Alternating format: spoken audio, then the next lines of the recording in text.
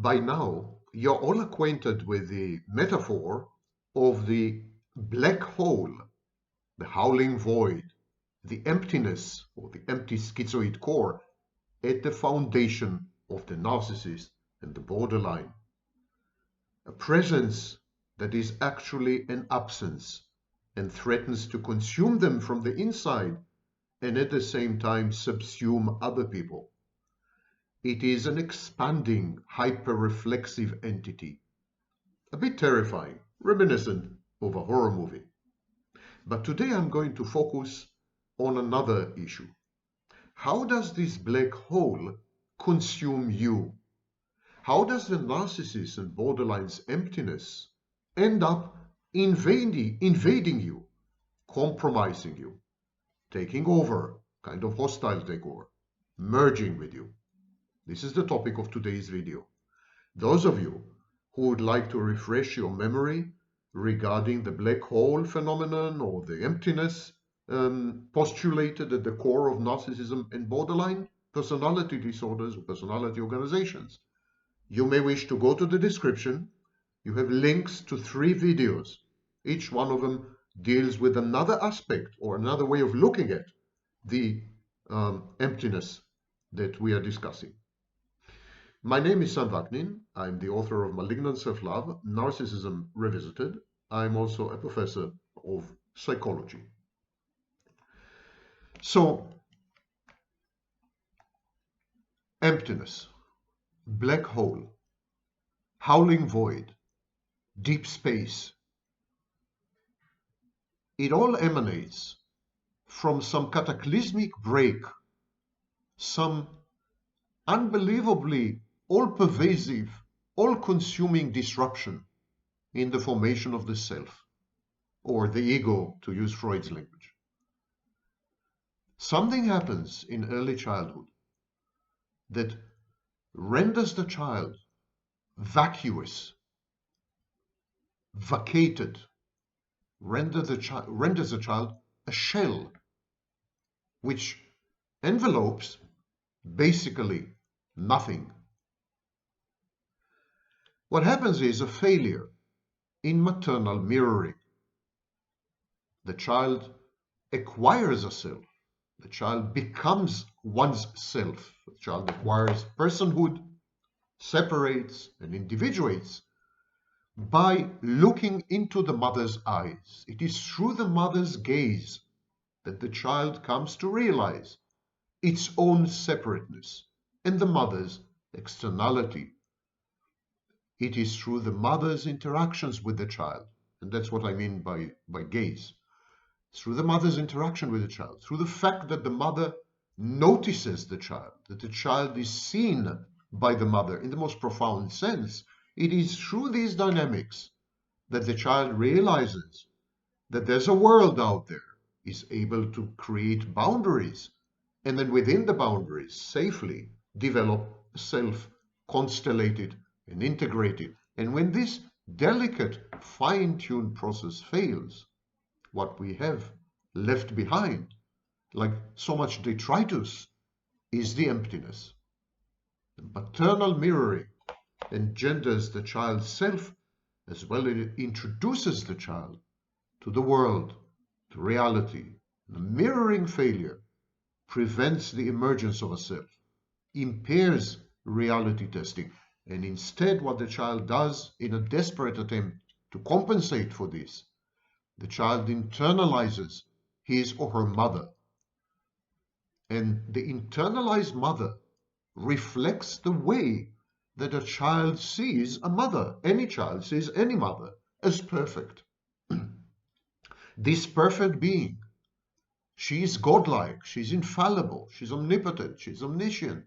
And of course, this is exactly the false self. The internalized, idealized mother is a crucial component of the false self. And the false self is comprised of an idealized, counterfactual pseudo-self, an idealized object, which is the counterfactual good mother. And when you put the two together, you get a totally idealized construct, the false self. all the bad objects, the bad aspects of the self, the bad aspects of the mother, all of these are aggressively projected, at least initially. Much later, these elements in healthy people are re-internalized and integrated in order to form a nuanced vision of other people and of reality. There's a transition from a splitting defense, all bad, all good, to a more subtle perception of how the world works and how other people's minds operate. The theory of mind and internal working models crucially depend on the ability to get rid of the primitive infantile defense mechanism known as splitting. When the mother's gaze fails, when there's a mirroring failure, when the mother is not sufficiently good, not good enough, then we have a situation where the child remains stuck at the splitting phase. The child divides everything and everyone into all good and all bad, all black and all white, all right and all wrong, and proceeds through life into adulthood exactly this way. And then the false self becomes the repository of the all good, all idealized parts. The self, the internalized mother, other introjects, and so on. That's the false self. The false self is unimpeachable, omnipotent, omniscient, godlike, perfectly good, whereas the rest of the world is, by definition, inferior, contemptible, and all bad. That includes the true self. That includes, ironically, the narcissist himself. The narcissist spends his entire life trying to placate the false self, trying to prove to the false self that he deserves it. The false self is all good, the narcissist is all bad. The narcissist has an internalized bad object, and he attempts, or she attempts, the narcissist, throughout their lives, attempt to prove to the false self that they are actually not all bad, that they are worthy of integrating with the false self, of merging with the false self, of becoming the false self. And so, what's your role in all this? I'm confining myself to an intimate partner in a romantic relationship, but whatever I'm going to say henceforth applies equally to all the narcissist's interpersonal relationships with friends, colleagues, neighbors, you name it. Narcissists interact with the world in very rigid, inflexible, identical ways, collectively known as the shared fantasy. So what's your role? Your role is to regulate the narcissist. You're in the borderline. External regulation is a clinical feature of both narcissism and borderline. Your role as an external regulator requires you to absorb the narcissist's dysregulation or the borderline's dysregulation. You're like a shock absorber. Deep inside the narcissist and deep inside the borderline, there's tumult, there's mayhem, there's chaos, which threatens to overwhelm the narcissist or the borderline and consume them alive, destroy them, drown them.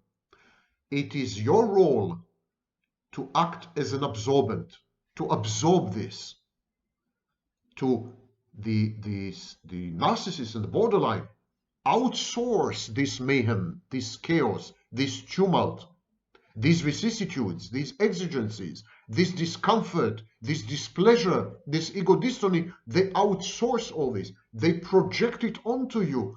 They hand these rejected parts of themselves, they hand them over to you in a process known as projection. So you are there to absorb the dark side or the shadow side or the complex side or whatever you want to call it, to absorb this penumbral side of the narcissist and the borderline. You're there to assimilate this toxicity, to take it away from the narcissist and borderline, and of course it has an impact on you. Obviously, it poisons you gradually. You find yourself not only consumed by this dark, forbidding emptiness. You find yourself becoming it. Suddenly, you're hollowed from the inside. Suddenly, there's howling winds in the corridors of what used to be your mind. Suddenly, you're nothing but a mirror, and a shattered one at that. Many scholars of narcissism and borderline realized everything I've just said. Kohut, for example, suggested that narcissists are stuck in early stages of self-development, that they interact with people in archaic ways from that position of arrested development. Kohut said that people, to the narcissist and to the borderline by extension, people are mere self-objects. Self-objects are extensions of the self, figments of the self, elements of the self. They're fully internalized and assimilated. The role of other people is to regulate the narcissist's self-esteem and to reduce his or her anxieties, external regulation of affective correlates of the ups and downs of daily life.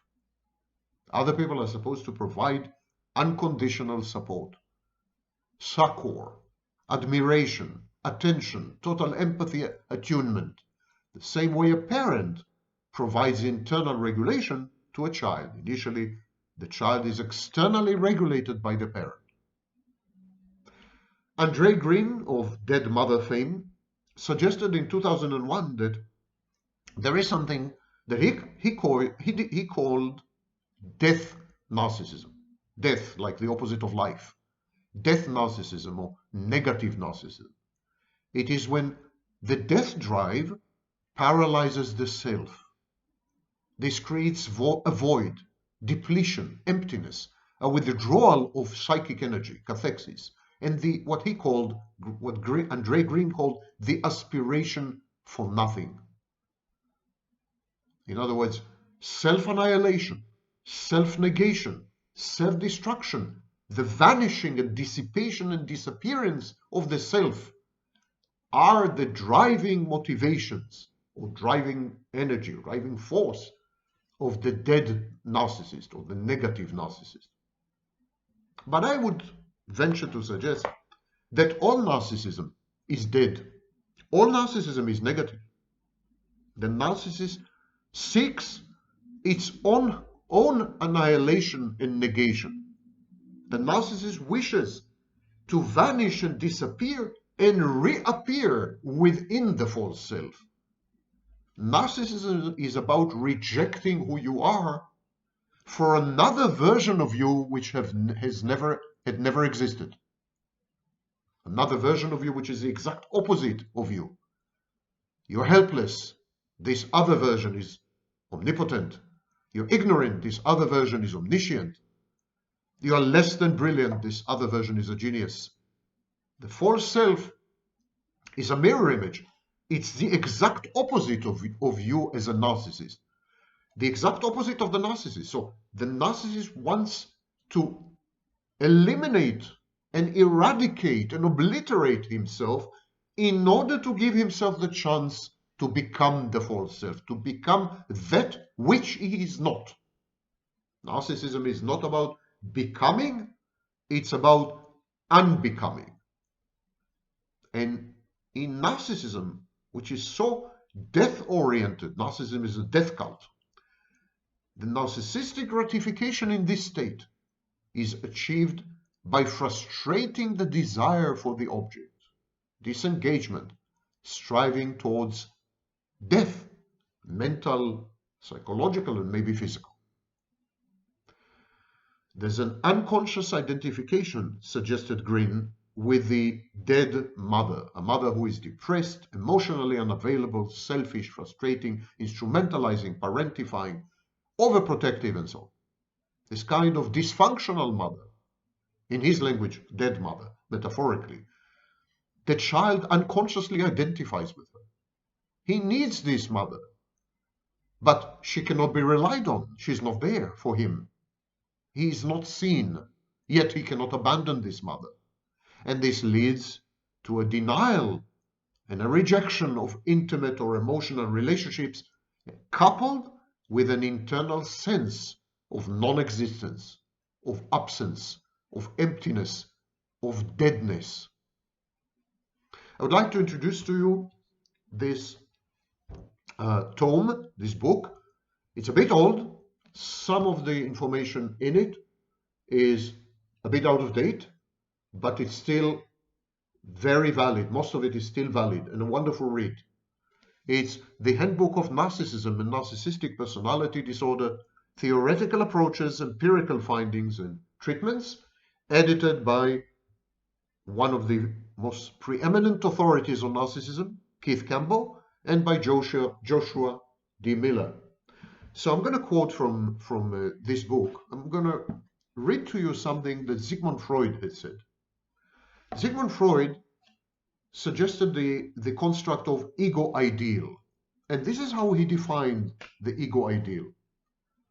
The subject's narcissism, said Freud, makes its appearance displaced onto this new ideal ego, which, like the infantile ego, finds itself possessed of every perfection that is of value. What he projects before him as his ideal is the substitute for the lost narcissism of his childhood, in which he was his own ideal. So the ego ideal sounds a lot like the false self, and where the false self could be subject to injury and to mortification. And we could therefore say that the ego ideal is vulnerable to failure, to defeat, to mortification, and to injury. The ego ideal, in my opinion, is just another name for the false self. And what Freud shockingly was implying is that we all develop a false self. Healthy people learn to integrate it with the actual self. There's a process of constellation of the ego ideal. And it becomes a distant something, standard benchmark to aspire to, whereas narcissists do not have an ego and do not have a self, and there's nothing to integrate with the ego ideal. The ego ideal is the only thing left, the only construct left standing, and so that it becomes the false self, and the child merges with it. Freud suggested that vicissitudes in what he called self-regard, these vicissitudes are the results of critical self-observations and self-reproach, harsh inner criticism or self-criticism. And this is accompanied by unattainable, unrealistic goals and ideals. Another psychoanalyst, much later, Anton Chris, suggested in 1990 and 1994 that unconscious or externalized self-criticism is a crucial clinical feature of narcissism. The emptiness, the void, may be the outcomes of acidulous, corrosive, harsh, unforgiving, uncompromising, rigid, self-rejecting self-criticism. And the relationship between this form of self-criticism and the superego and superego injunctions is a matter for debate, because in the absence of a fully integrated and functional ego, there's no superego.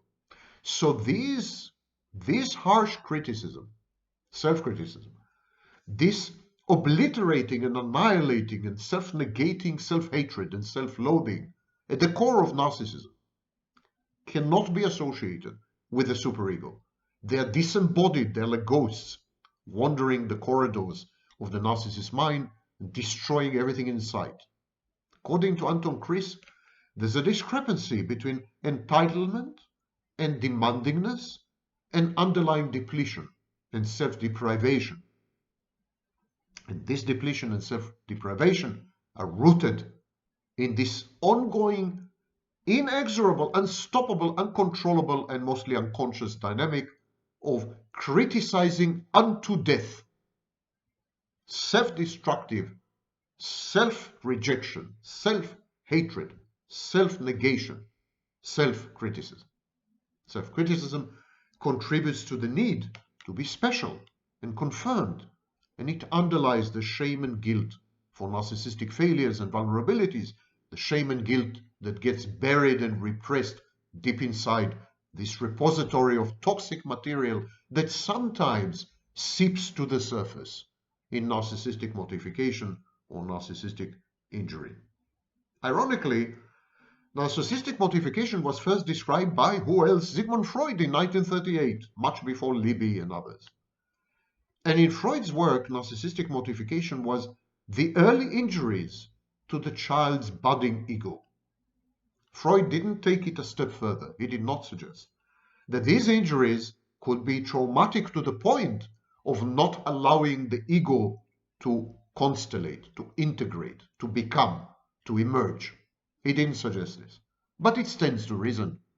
If the injuries are sufficiently harsh, sufficiently traumatic, this kind of injuries can prevent the ego from ever functioning or ever becoming. Freud said that narcissistic mortification is the shock when the child is faced with the discrepancy between endorsed or ideal views of the self and drastically contrasting realizations.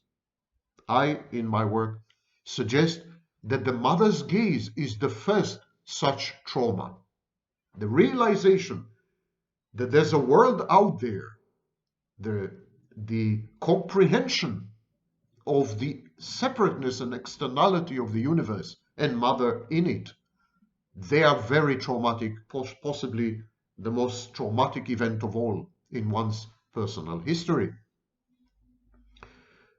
The emptiness is a result of failure in parental mirroring, and failure in parental underinvestment, underpresence, absence, or parental overinvestment and overpresence, when the parent is too present, overprotective, spoiling, pampering, and so on. This kind of parent does not allow the child to separate and to become an individual, does not allow the child to experience friction with peers and reality, loss, the main engines of personal growth and development. I would like to read to you an extended series of paragraphs from this book. Remember, the Handbook of Narcissism and Narcissistic Personality Disorder.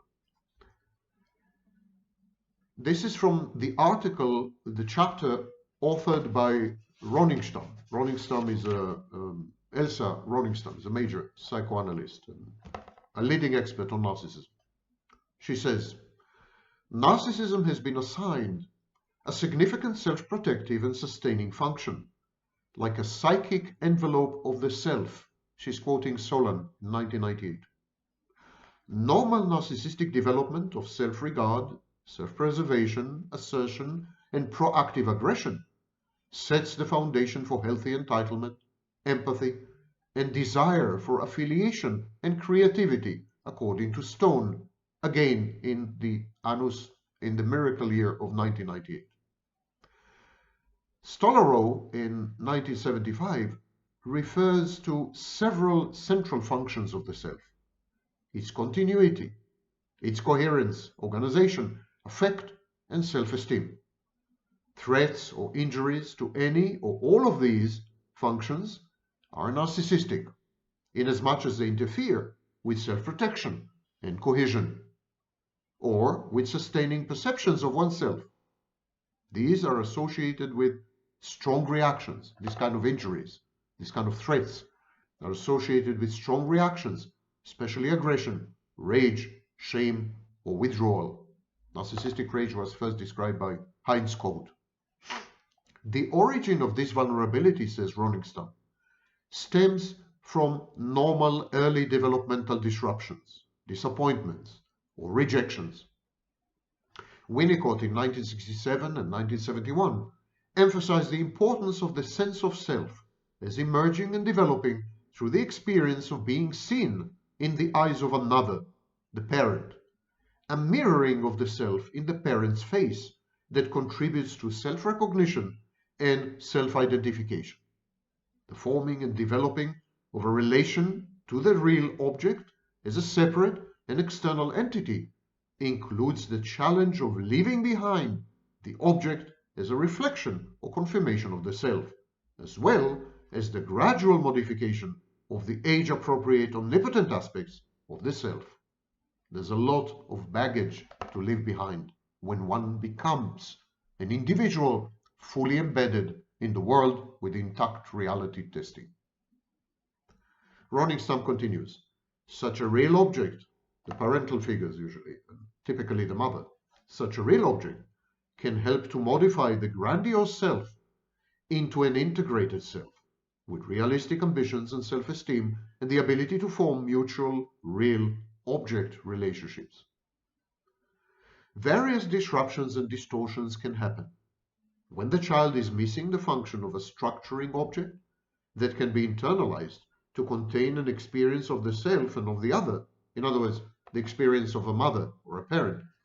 Both narcissistic reactivity as well as the potential for narcissistic personality disorder occur. Kernberg described, in 1998 of course, described gaze aversion in children who experience themselves as functions of the parents' needs or expectations. What they have seen in the parents' eyes, these children, is not exactly what healthy children see. So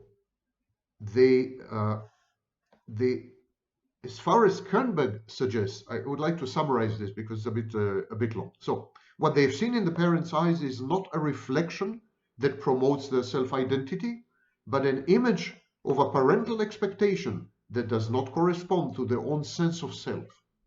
Avoidance of eye contact serves in such cases a self-protective function. Kernberg also mentioned separation anxiety in children who experience having an impact on the parent's self-esteem or self-regulation, children who are instrumentalized or parentified. That is, these children exist in the service of the parent, but not as an autonomous being. The child is assigned power or ability that supports an illusion of his or her grandiosity, perfection, or invulnerability. In both cases, the self-development is compromised due to an imbalance between the external, unrealistic assignment and the age-appropriate needs for realistic self-reflection and self-evaluation. Also in adulthood, the meaning of gaze, seeing, and being seen takes on a narcissistic function that can be either protective or devastating, according to Steiner in 2006. Experiences that oppose, affront, or threaten the individual's self-esteem or notion of his or herself are specifically challenging. Although the word trauma has often been used intermittently with injury to define the accompanying narcissistic reactions, a clarification of definitions is called for. Rothstein in 1980 considers primary narcissistic injuries in the separation individuation period as a predisposition for defensive and regressive, mainly aggressive responses to narcissistic injuries later in life, especially when facing challenging stages, limitations, and required adaptations. Loss of perfection and ideal self-state is especially challenging. Gersey in 2005 compares narcissistic injury or blow with the narcissistic consequences of trauma. A blow causes defensive actions like splitting, dissociation, encapsulation, or withdrawal into self-sufficiency as part of a self-protective effort. A trauma, on the other hand, creates a hole, an acute internal state that threatens the continuity, coherence, stability, and well-being of the self, that is the emptiness that Kernberg mentions. The defensive narcissistic processes, the narcissistic envelope that aims at organizing and understanding the traumatic experience is failing. The psychoanalytic theory on trauma recognizes two types: the real external trauma, abuse, terror, torture, and the internal intrapsychic trauma that involves loss or distortions of ideals and meanings, according to Maldonado in 2006. The latter type is of specific importance for understanding the narcissistic personality. In object relations terms, the intrapsychic trauma is caused by a change in or loss of bond between the subject and a good object, usually the mother, on which the ideals are based. The trauma causes damage or destruction of the idealized object, as well as the idealized aspects of the self associated to this object. Maldonado suggests that the trauma is leaving an empty space where the idealized protective and supportive functions of the object previously had been. So let me read it again. I'm sorry, I lost my place. Maldonado suggests that the trauma is leaving an empty space where the idealized protective and supportive functions of the object, the ideal object, the mother, have previously been. Anxiety overwhelms the ego and weakens or damages its ability to recognize and adapt.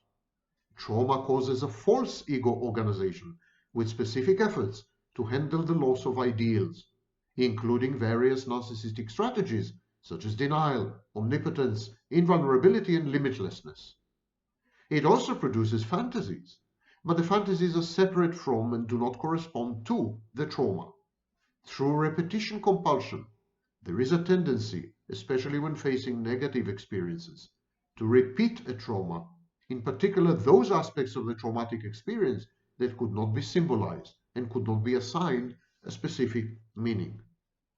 In strong support of the drive theory, Rosenfeld in 1971 suggested that libidinal, thin-skinned narcissists represent the idealization of the self vis-a-vis the good object, and destructive, thick-skinned narcissism that represents the idealization of the omnipotent, destructive self.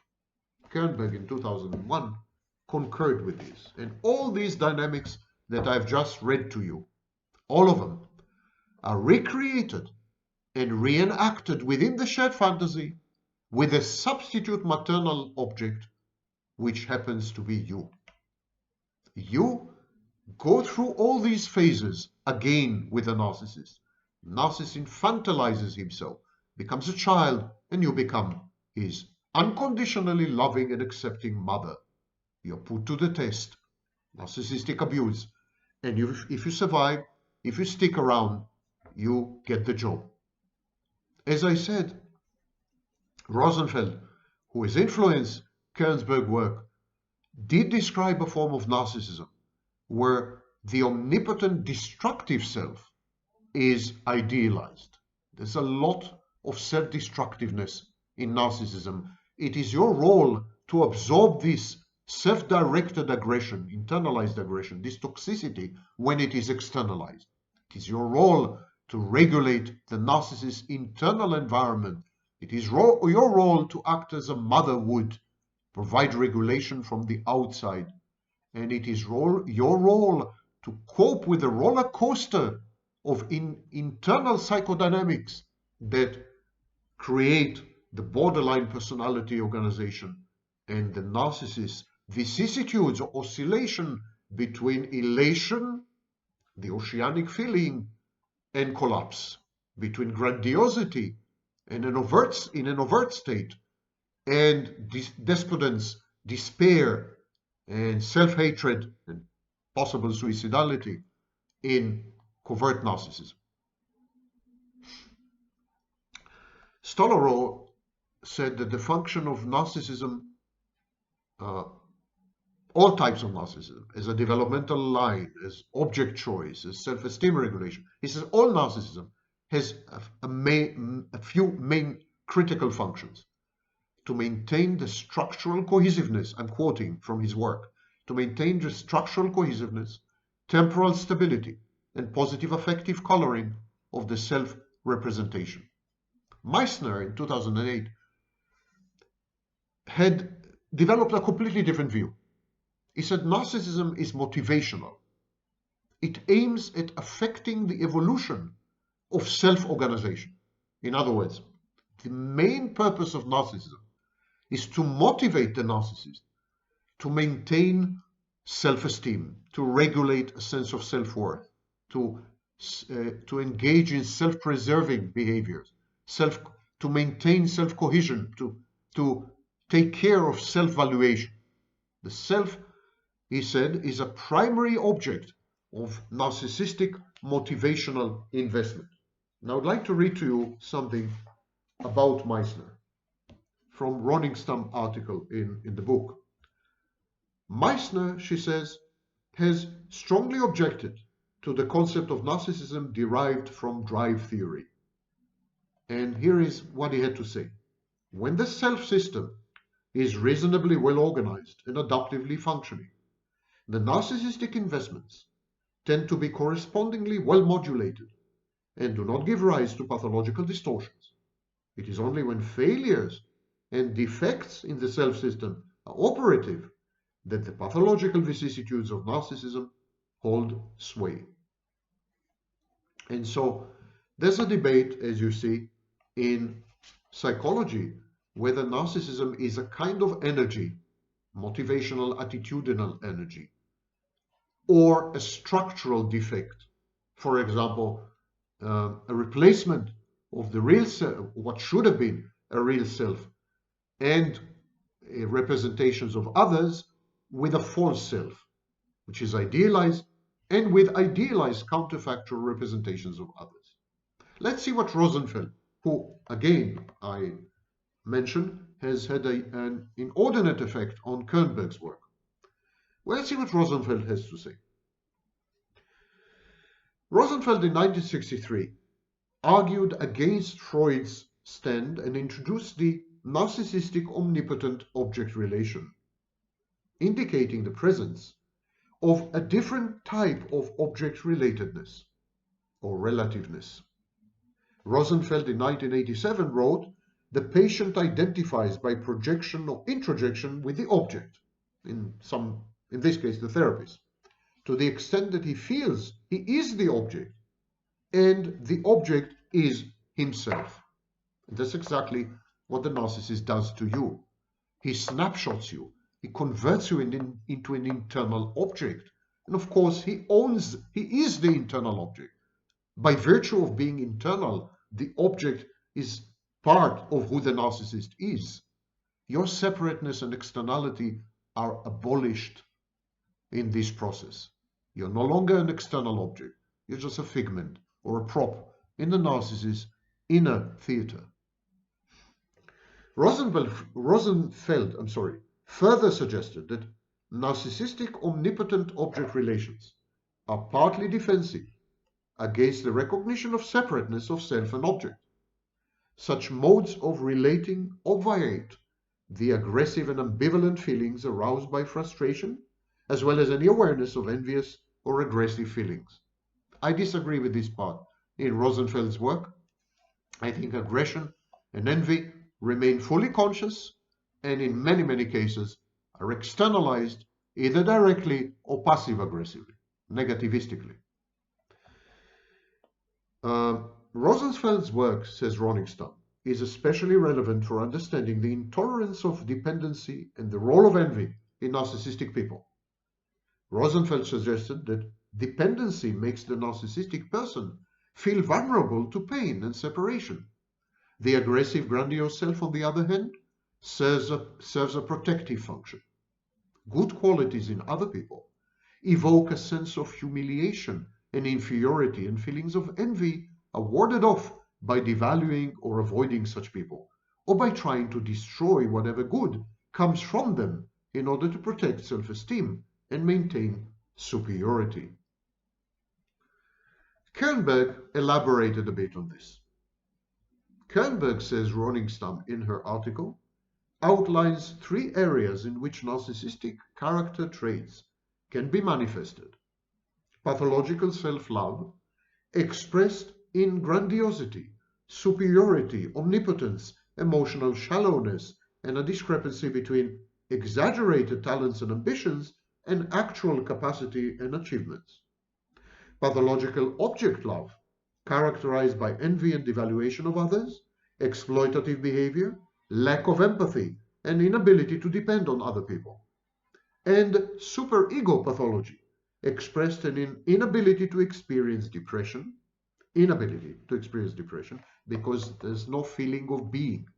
Narcissist is not there, so who would experience the depression? Yeah? So inability to experience depression, severe mood swings, shame-regulated self-esteem, and superficial or self-serving values. In addition, the unintegrated sadistic superego can cause harsh sadistic self-attacks that often are projected and perceived as external attacks from others. Kohut begged to differ in some respects. Heinz quote. I'm continuing to read from Roningstam's article in the Handbook of Narcissism and Narcissistic Personality Disorders.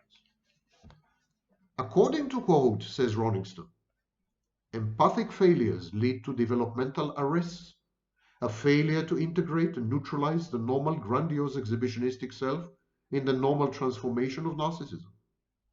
Parents' insufficient or unreliable ability to mirror the child lead to the insufficient integration, either splitting or repression, of grandiose exhibitionistic needs and a fragmented and vulnerable sense of self with low self-esteem. In the arrested state, the narcissistic individual is left searching for such mirroring and idealized self-objects in other people. And that is where you come in, his mother substitute or her mother substitute. Yes, it applies to women as well. They're also looking for a mother substitute, not for a father substitute. It's a common mistake by self-styled experts online. Who else? Together with Wolf, continues Roningstam, together with Wolf in 1978, Kernberg outlined 5 narcissistic personality types that represent various ways in which the individual is managing to balance or protect self-esteem and sustain self-cohesiveness. Fight off the emptiness. These types are: number 1, the mirror-hungry, seeking admiration from others type of narcissist. Number 2, the ideal-hungry narcissist, seeking others to idealize. Number 3, the alter ego narcissist, seeking relationships with others as self-objects, confirming themselves. Number 4, the merger-hungry, seeking to control others to maintain structure. And number 5, the contact-shunning, who avoids others to maintain control of themselves and of their deep need for others. And finally, I would like to read to you something about Fiscalini. Fiscalini did a lot of work in the interpersonal relational school and intersubjectivity school of psychology. And here is what Roningstam has to say about his contribution. But not before I drink something. It's water, not vodka. Roningstam. Fiscalini identified 2 types of narcissism. A defensive, characterological type, similar to self-centeredness, that represent a maldevelopment caused by experiences of interpersonal shaming and spoiling, Shaming or spoiling lead to the same characterological problem, characterological defect or dysfunction, according to Fiscalini, a defensive type. And an archaic developmental narcissism, the second type, that is more natural and representing early interpersonal needs.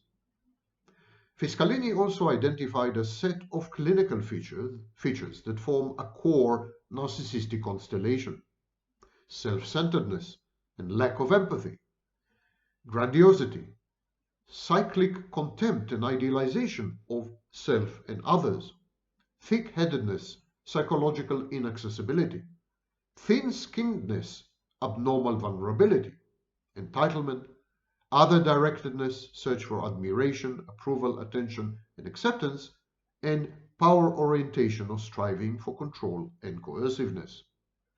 Narcissism, according to Fiscalini, is a way of protecting a fragile and narcissistically injured interpersonal self, and it is formed in the interpersonal interaction between parent and child, mostly the mother.